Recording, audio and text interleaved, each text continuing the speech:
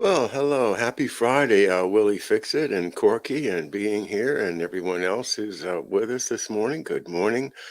I'm John O'Loughlin. Welcome to McDuff Lives. And this morning we are here for a Friday morning live chat.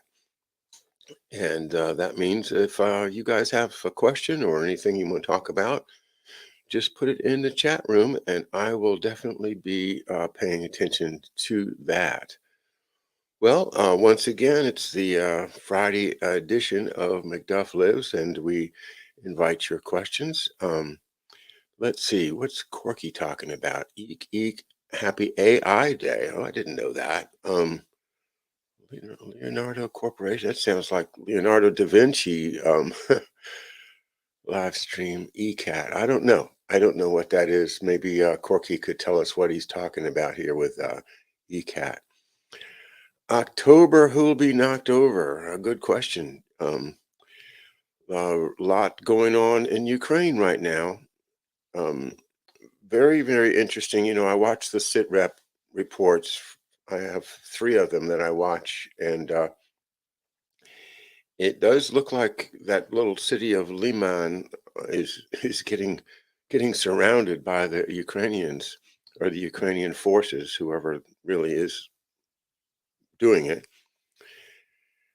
And at the same time, we have Russia, of course, Putin announcing today that these four regions of southern and southeastern Ukraine are now part of the Russian Federation. And that, according to the Russians, changes all the rules because now, if the Ukrainians attack, they are attacking Mother Russia. And you don't attack Mother Russia. Putin's made that very clear. So, what's going to happen when the Ukrainians launch an attack within these four areas after Putin has finalized his decree, which is follows the parliament, the Russian parliament is supporting this. Of course, it's not just a dictatorial act as it's being portrayed in the New York Crimes and other silly newspapers that are completely run by the Western intelligence services. No, it's a real war, and the tragedy of thousands of people being killed, really on a daily basis, is that's what people are not talking about. Why can't we just stop killing people and then sort it out? Well, a lot of people want to make the big push, the big push to try to completely knock down Russia as any type of competition and just kind of blend it into the Atlantic Council's plans for a NATO-run universe. Let's see. ECAT's SKL is an electricity generator. Okay. Well, I don't know. Yeah, Harry says they're going to take Odessa. I don't know. I mean, that's a long way to go from where they've been. They haven't been able to do that so far, but we'll see. Odessa's revenge. Boy, what a story that city could tell over the years with the various powers that come there. I can't even name them all, but it was a center of trade for hundreds and hundreds of years, and the possession of it has changed hands many times. I know that the whole Crimea, along with Odessa, was at one point the power center of the White Russians. That's where they retreated to after getting defeated by the Reds. And the last bastion of the White Army was in the Crimea. And Odessa was indeed one of the strongholds, the city that supported the White Russians to the last. But that's long ago, and now it's all, uh, was Soviet. And then Khrushchev actually made that Donbass area part of the Ukraine, the independent Ukraine. And it's an interesting question. Why did he do that? Because if he had just held on to the Donbass, then we wouldn't have this problem. But I guess everybody was trying to make a deal back then. Uh, Interesting that Khrushchev himself actually set up the situation we're in now.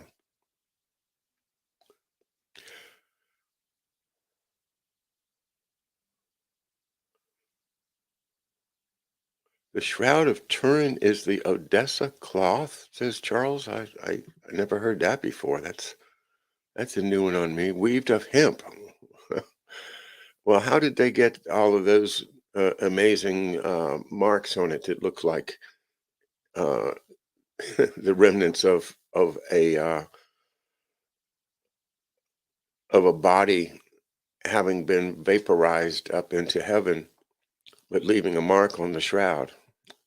Uh, I don't understand how they did that in the 12th century or whenever they supposedly did it. But I was really concerned about the Shroud of Turin. Maybe I guess I was still in law school, but I was lost, as far as my faith is concerned. And I thought, wow, how could they possibly have faked that? That's got to be real. But more will be revealed.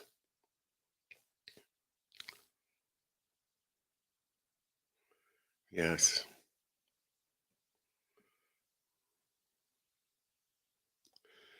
All right. Well, I do have one thing I want to share with you, just because this is where and this would be a short version of Minefields, I guess. I want to talk about James Angleton, James Jesus Angleton, from the point of view of Jefferson Morley in this book here, The Ghost, The Secret Life of CIA Spy Master James Jesus Angleton by Jefferson Morley. Um, you've heard both Bill Taylor and others talk about this is probably a limited hangout book. It's very written. The guy, Jefferson Morley, has clearly got inside information. And to me, it's a great example of a book that, because it has a tinge of being a deep state production, people would tend not to read it, myself included. So I've had this book on my shelf for about a year and a half, maybe 2 years, and I hadn't read it, but using it just to do some references, looking through the index for names and things. But there's something really important in here that I want to call to everyone's attention. And it has to do with Angleton's actions and responses to the JFK assassination, November of '63. Okay. So I'm going to read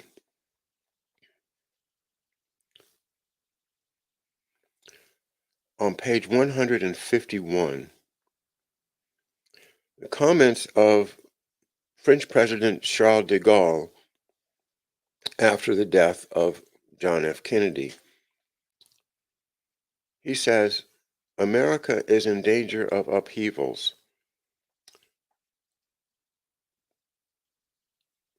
De Gaulle had survived a rightist assassination attempt on the back roads of France the year before. He knew his way around an ambush and American officialdom. Quote, but you'll see, he told an aide, all of them together will observe the law of silence. They will close ranks. They'll do everything to stifle any scandal.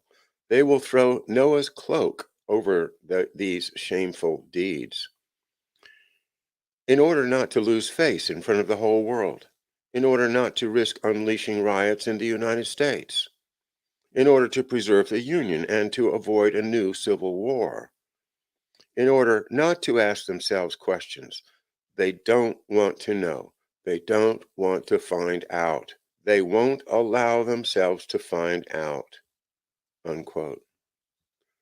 Charles de Gaulle. They won't allow themselves to find out. That's my point. This is a book about James Angleton. Okay? Let me read some more about a man named John Whitten. One CIA man tried to find out, and he paid a price. John Whitten was a career civil service, a GS-16 with its supergrade status.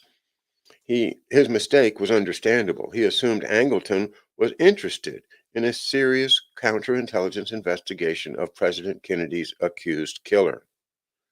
He assumed wrong. We're talking about Angleton here. Angleton is now like number two to Dulles.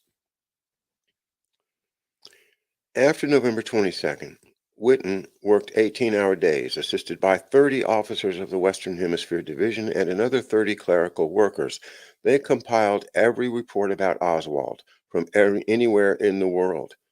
Much of it was rubbish, but it all had to be processed. Whitten then wrote up his findings and solicited comments from all the CIA offices involved. He incorporated their input. The secretaries retyped his drafts, and the process was repeated. Angleton didn't share anything of what his office had learned about Oswald over the past 4 years. He didn't offer any evidence of KGB involvement. He didn't argue that Castro was behind Oswald. Instead, he tried to thwart Whitten. Quote, in the early stage, Mr. Angleton was not able to influence the course of the investigation, Whitten testified in a secret session years later.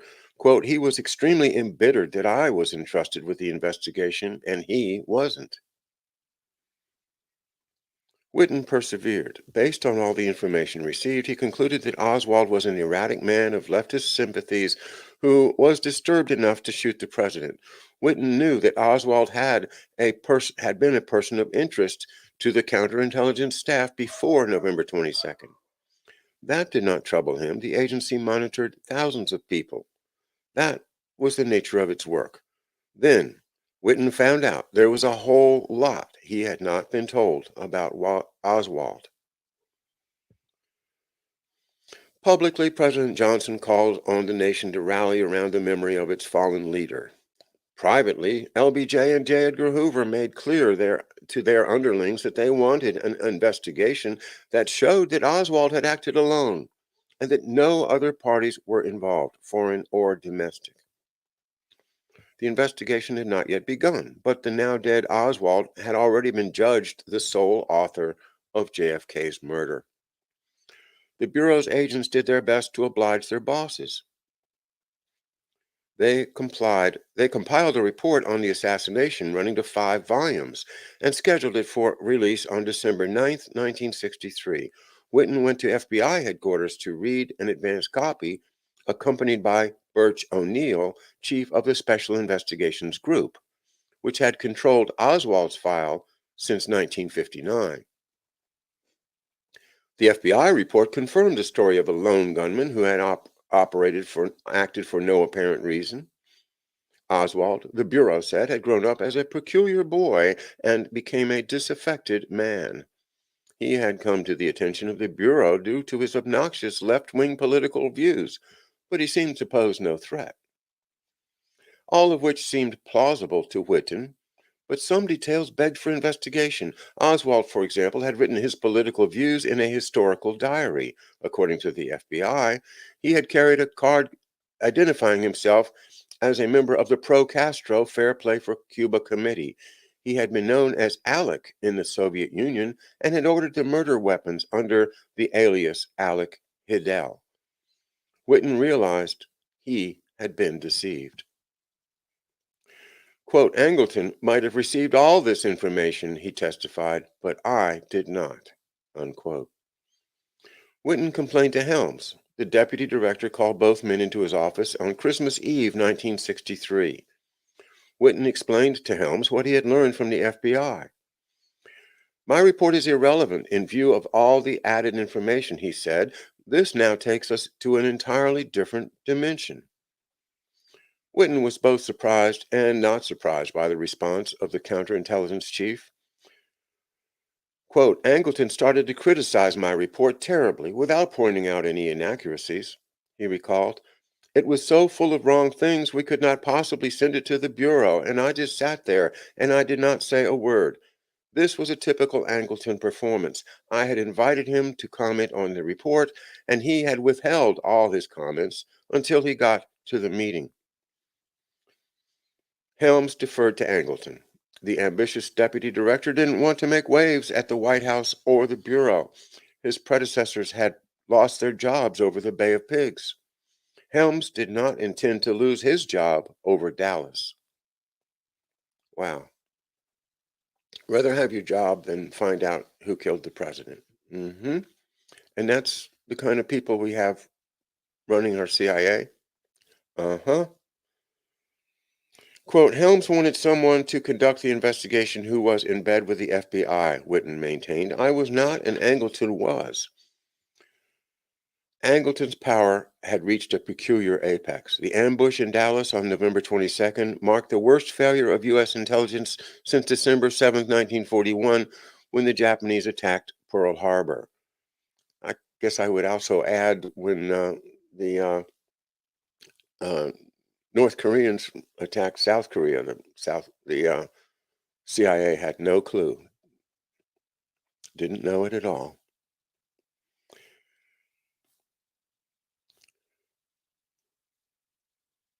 It had happened on Angleton's watch, yet such was his bureaucratic genius that he managed to wind up in charge of the agency's investigation of the accused assassin. During Kennedy's presidency, his staff knew more about the obscure and unimportant Lee Oswald than just about anyone in the U.S. government.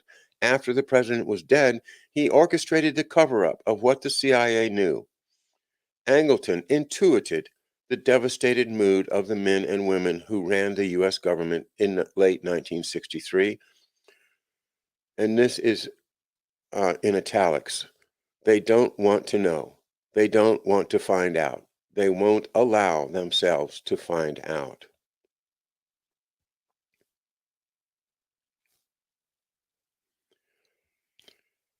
I'm afraid to sleep for fear of what I might learn when I wake up, wrote journalist Hunter S. Thompson to a friend on the night of November 22nd, 1963.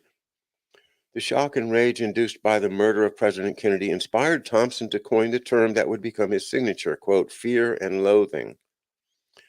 I was not prepared at this time for the death of hope, but here it is, he wrote. Ignore it at your peril. This is the end of reason, the dirtiest hour in our time, unquote. Whatever Angleton's reaction to the murder of the 35th president, allegedly by a pro-Castro defector, he did not commit his thoughts to paper. Remarkably, this chief of CIA counterintelligence generated no known reports, memoranda, or analyses on Oswald, on his defection, his life in the Soviet Union, his Russian friends, his hunting trips, his marriage to a Russian woman, or his contacts with Cuban and Soviet personnel in Mexico City. Which again, is that true or is that part of the disinfo from our author, Jefferson Morley? Angleton acted more concerned about the exposure of his long-standing interest in Oswald and his more recent attention to the activities of the Cuban consulate in Mexico City. He and Helms constructed an artful cover story depicting the agency as inattentive to Oswald. Well, the more that I look at Angleton, the more I realize that, his loyalties are with the fascists, that he was one of those men who, for whatever reason, just never accepted the idea that there could be a democratic republic, that people could govern themselves, that citizens could actually run a responsible republic. And so I don't know to what extent he was really committed to Catholicism or the Vatican, but I do believe he was highly committed to the Habsburg uh, remnants, such as we read about the so-called Black Prince Junio Borghese and his relationship with all of the Black nobility families, the ancient oligarch families. The fund, though, as I've talked about, the fund of ancient money that is still, I think, the deepest pit of money that exists on the planet. And where is it? Is it in the BIS in Switzerland? Is it somewhere else in Switzerland? Is it in the Vatican? Is it in the caves under the Vatican? We know it's not in Fort Knox, right? So where is it? Is it still sitting in tunnels in the Philippines? Mines in Indonesia? Or perhaps they've got it all to Kazakhstan by now. Where is all the money? Well, I don't know, but I do know that there's so much concentrated wealth that the big banks, and especially those associated with the ancient banking system with the Rothschilds, have so much money that they can solve just about any problem by just throwing a little money at it.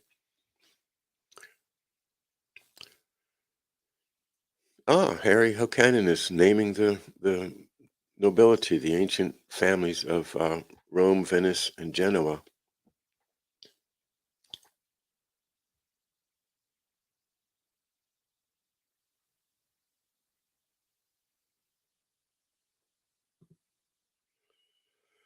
Well, Wen Tai is checking in from Taiwan. Hello, Wen Tai, and you find yourself more interested in finding the truth of JFK assassination than any of my American colleagues. Yes.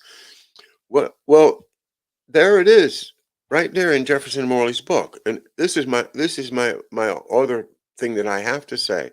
You talk about somebody like Annie Jacobson being a limited hangout, Stephen Kinzer, limited hangout, Tim Weiner, you know, and they support each other. Look at the back of this book. Look at this. I don't know if you can see it or not, but try to. Anyway, I'm just going to show you. Advanced Praise for the Ghost.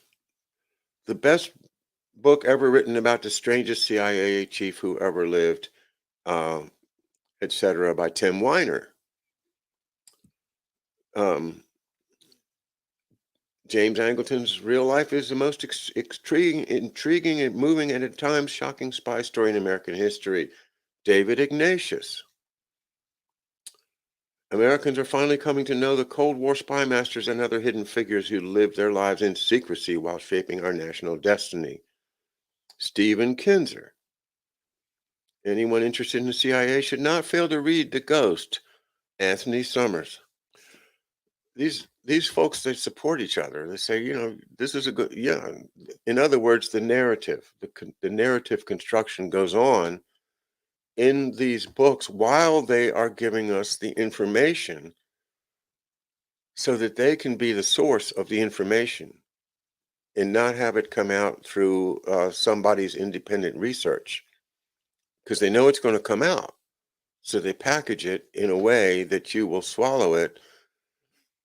But I think Jefferson Morley is pretty much telling us that James Angleton was the guy that he covered up the CIA's role and that he knew about Oswald for 4 years before the assassination and had a particular interest in Lee Harvey Oswald going back to 1959, if not before.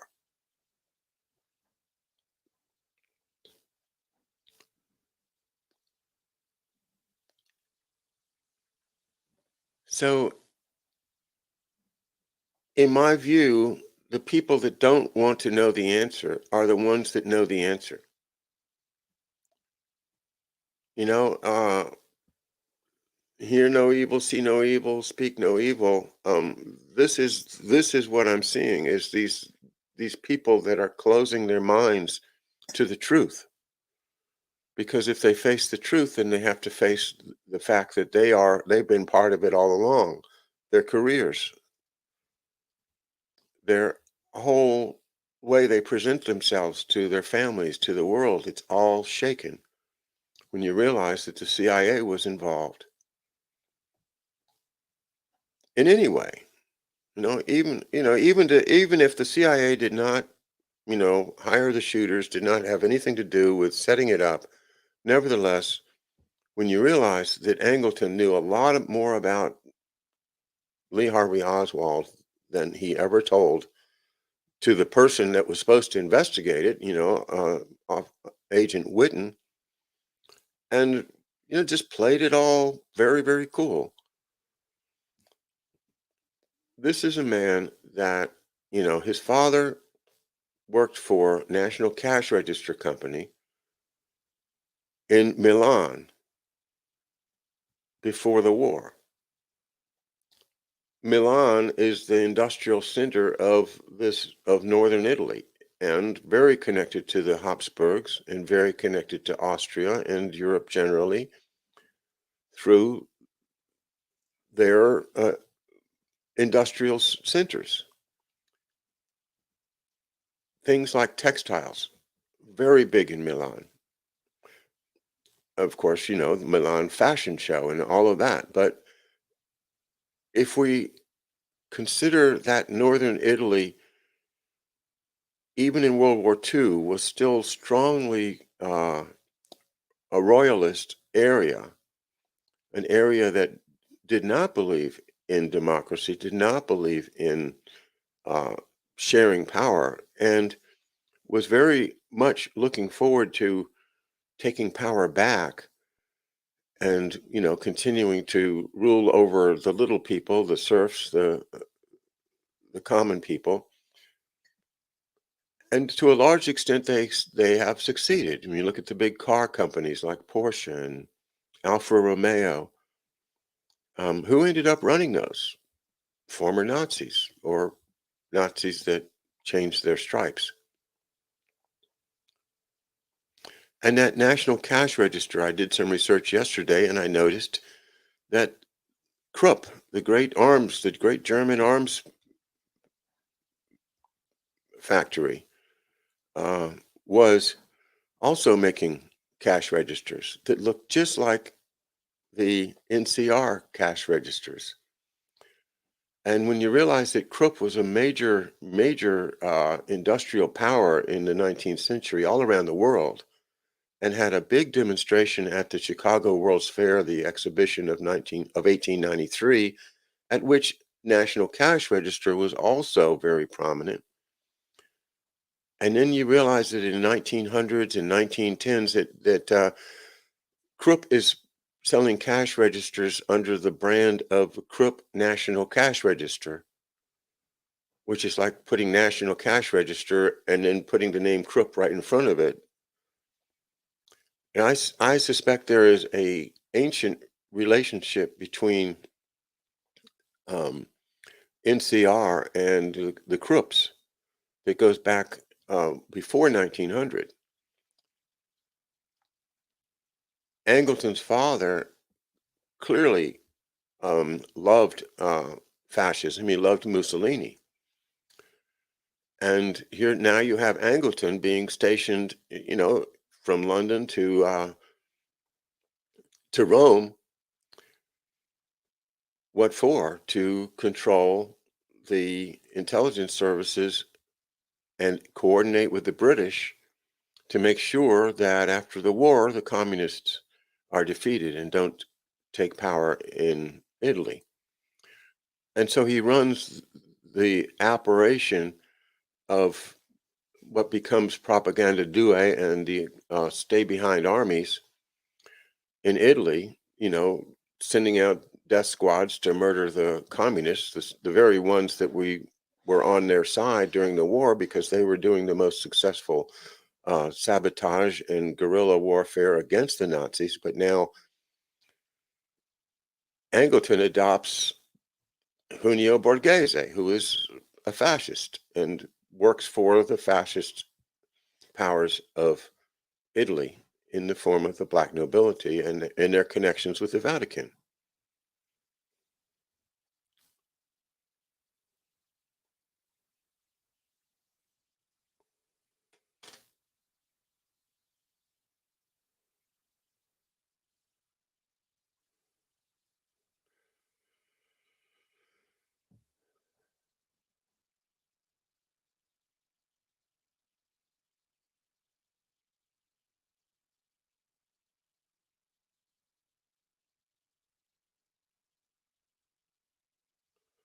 I'll just check through the chat room and see what's on you guys' mind.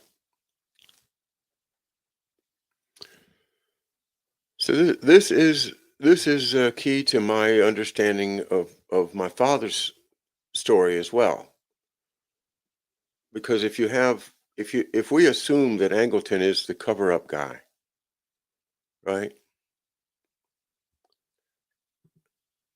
Then and we also know that Angleton was the liaison to the FBI. And I have other information that leads me to believe that my father was Hoover's liaison to the CIA. Now, if that's correct, then Angleton knew my dad personally and knew that my dad was one of those people like Witten who was going to dig into the details and try to find out what happened. So, and then we also know that Angleton was close friends, as we learned from here in another section, with George White. Close friends with George White since World War II when they were both in the OSS. George White is the guy that runs the brownstone operations, the LSD. He's the guy from the Bureau of Narcotics and Dangerous Drugs, later the Federal Bureau of Narcotics, that is really working for Dulles and Angleton and setting people up with, the hidden cameras in the brownstone operations. And but his particular addition to that is the LSD. He's got the LSD and he's dosing people secretly, including, we think, Frank Olson. And I would suggest that, from Angleton to George White and, having the material, having the LSD there, you know, what is a better theory as to what happened to my dad? Why did he start acting so strange? Why was he, um, sometimes it seemed that he was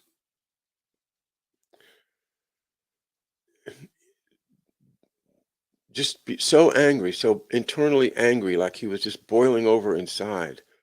But sometimes he said things, and I guess I don't really want to go into the details of it because of sensitivity to my family, but that were just plain weird, strange, and acted in a very, very strange way on some occasions. So, to try to control him, keep him uncertain, unsteady, and basically to use him as a means of understanding what Hoover was doing, you know, as a from his position as a go-between. I know he met with CIA people. There was a place in Crystal City as well as a place in Alexandria that I know of, and you know the whole story of Cassidy's Run indicates that he was involved in things in Alexandria, Virginia, meetings in the parking lot of a bowling alley, for instance.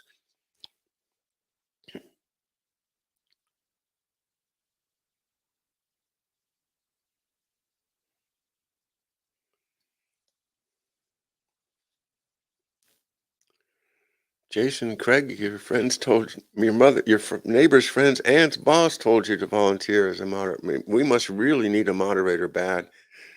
And I have been very bad about it. Used to be I could just push the three dots on the side of your name and make you a moderator, but it's not that easy anymore. And I have to say, I haven't had a big problem with trolls, so I haven't been too worried about it. But I do thank Kathy Sue in particular for offering and a number of other people. But so far, I'm just going to carry on unless we have a real inundation of troll stuff. But I saw that Mark got hit by some trolls the other day, and but he's got a bunch of very active moderators that squashed him right away. Very good. Squash the trolls. So I continue reading this book. I'm going to continue reporting to you what I find, but I think and all, remember we talk about the interest of a third power, a third force between the Soviets and the Americans, and I call it the synarchy.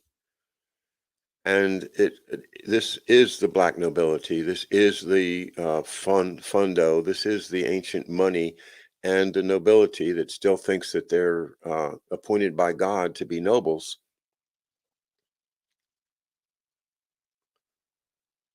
And it is them that is the third party in the JFK assassination. If you want to know who did it, well, a lot of people were involved, but between the CIA and the FBI, a lot of finger pointing, but the answer is not there. The answer is in the synarchy.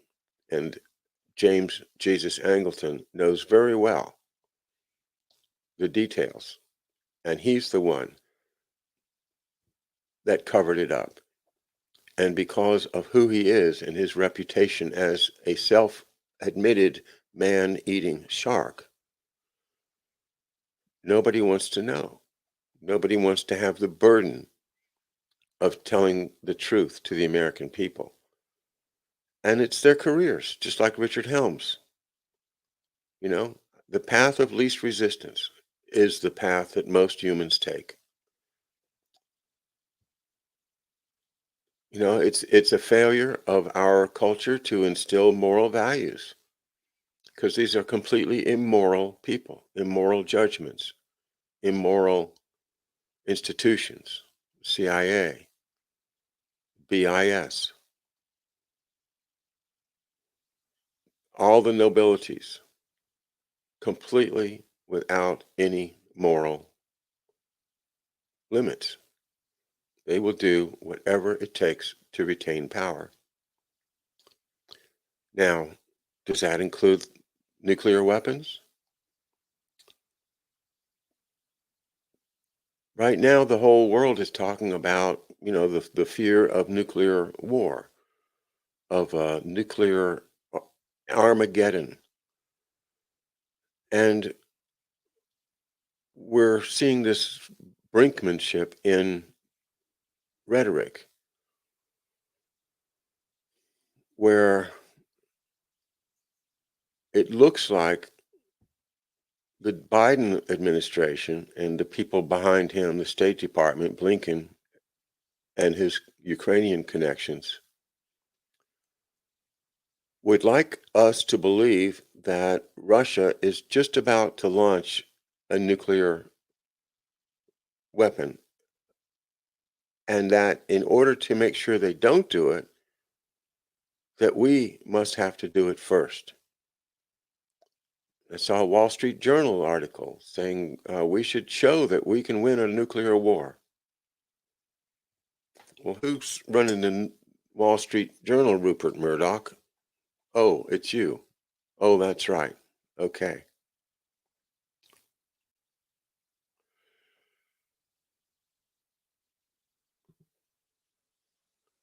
DJ, I didn't know that. Angleton went after the singer Billie Holiday and enjoyed destroying her. Oh my God.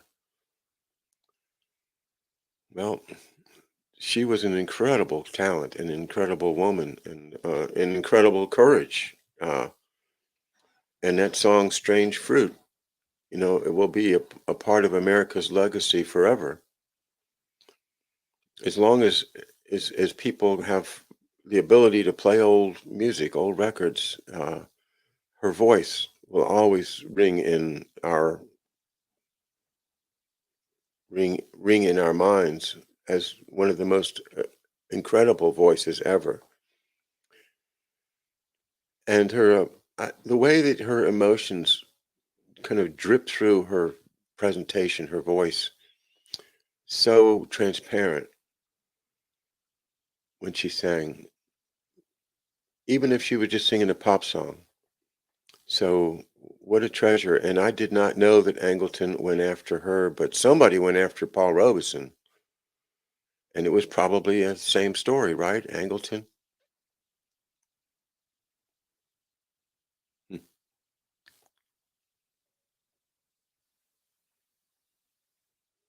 let's see.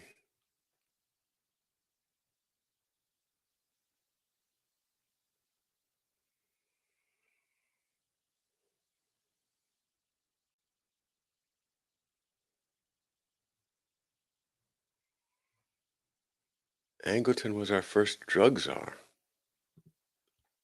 I thought that was Harry, the BNDD guy. Hops, what's his name? Anslinger, Harry Anslinger. But it makes sense that he would have been working for Angleton, doesn't it? I'll have to research that.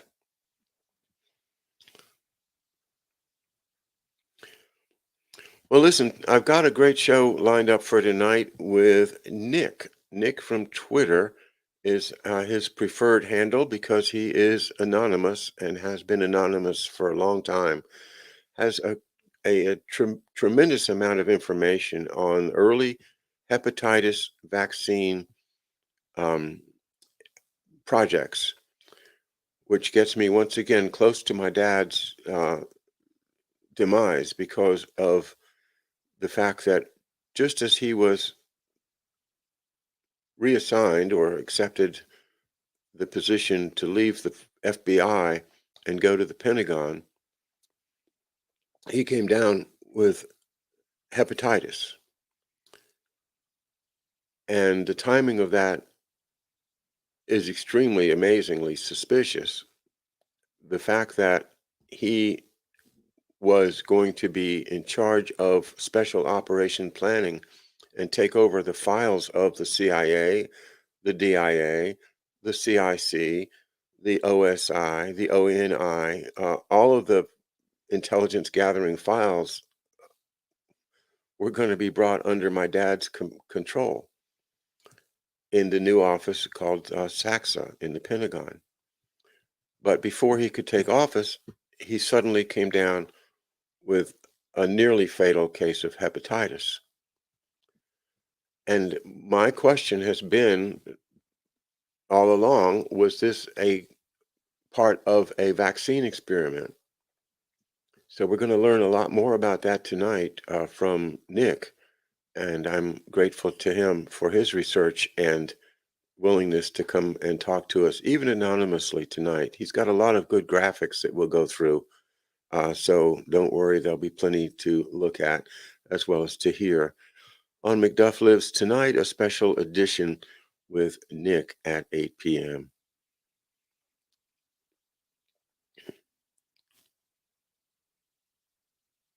Okay, so I'm going to let it go here. I will see you guys tonight. Everybody have a great day.